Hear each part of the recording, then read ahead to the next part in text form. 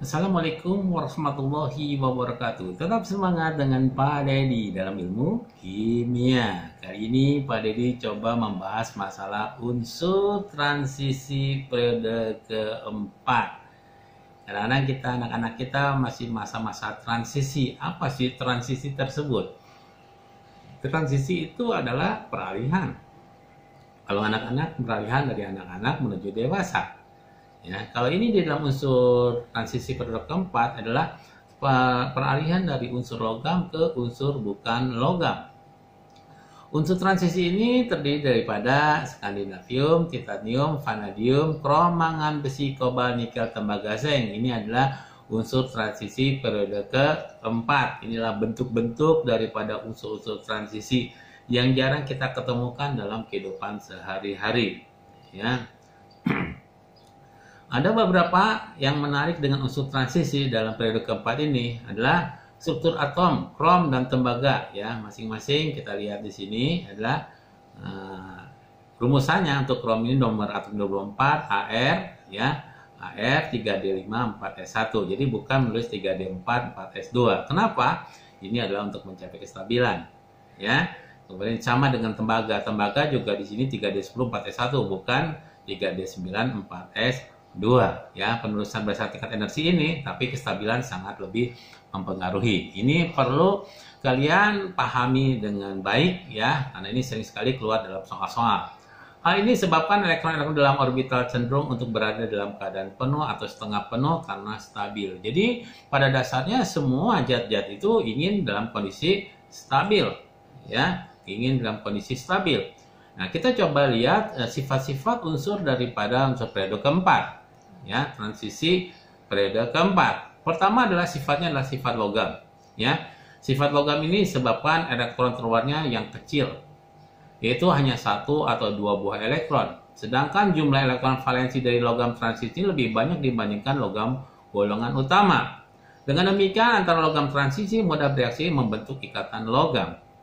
Ikatan logam transisi lebih kuat dibandingkan dengan logam utama, sehingga unsur-unsur transisi mempunyai sifat penghantar listrik yang baik, lebih keras, dan titik tinggi dan titik lelehnya adalah tinggi.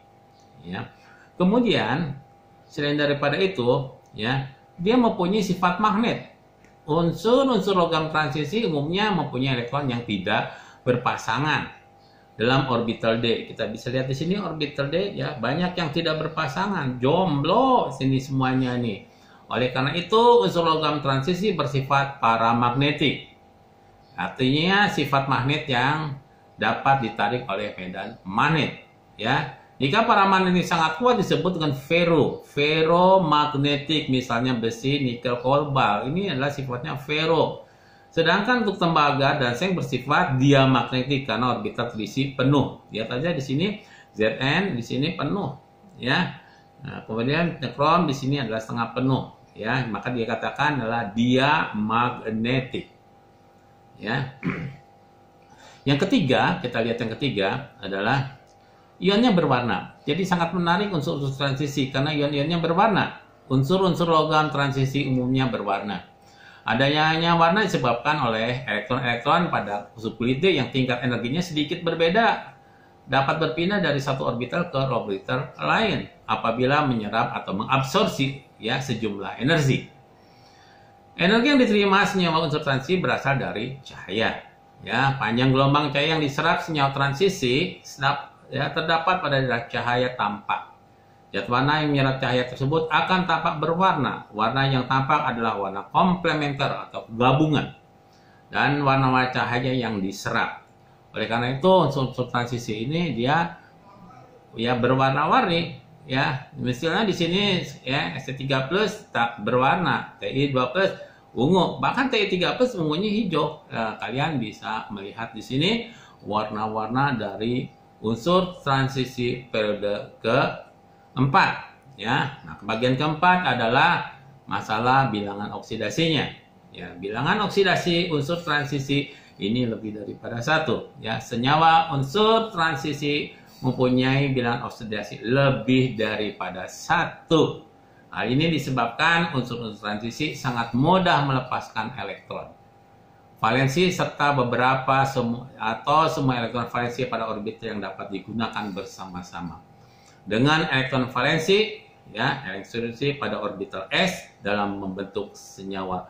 Jadi unsur transisi ini bilangan oksidasinya lebih daripada 1, ya. Masih kita bicarakan masalah bilangan oksidasi, ya. Bilangan oksidasi unsur transisi tergantung jumlah elektron valensinya. Misalnya di sini Ti22, ya, maka bilangan oksidasi mungkin +1, +2, +3 dan +4. Maka bilangan oksidasi maksimum dari Ti adalah +4. Lebih besar dari +4 tidak mungkin terjadi karena di sini adalah jumlahnya adalah 4, ya. Ya, gitu. Ya. Selanjutnya, ya, kita bahas masalah katalis. Kita ketahui katalis pada reaksi kimia dalam industri, ya, sebab dapat mempercepat atau reaksi dengan cara menimbulkan aspek permukaan bidang sentuh reaksi yang lebih luas. Contohnya di sini untuk katalis ini adalah pembuatan amoniak menurut proses Haber-Bosch yang digunakan katalisnya besi. Pembuatan asam sulfat menurut proses kontrak digunakan katalis vanadium di vanadium pentaoksida. Pada reaksi-reaksi organik digunakan nikel dan platina. Ini adalah unsur-unsur daripada unsur periode keempat, transisi periode keempat, ya. Kemudian dalam tubuh ion transisi berfungsi sebagai koenzim, ya, yaitu contohnya hidrolisis protein menjadi asam amino dipercepat ion Zn2+. Ya, sintesis hemoglobin memerlukan katalis Cu2+. Ya, bagus kan untuk transisi? Ya, mudah-mudahan kalian bisa memahami semua. Ya, Bapak cukupkan sekian dulu. Ya, Assalamualaikum warahmatullahi wabarakatuh.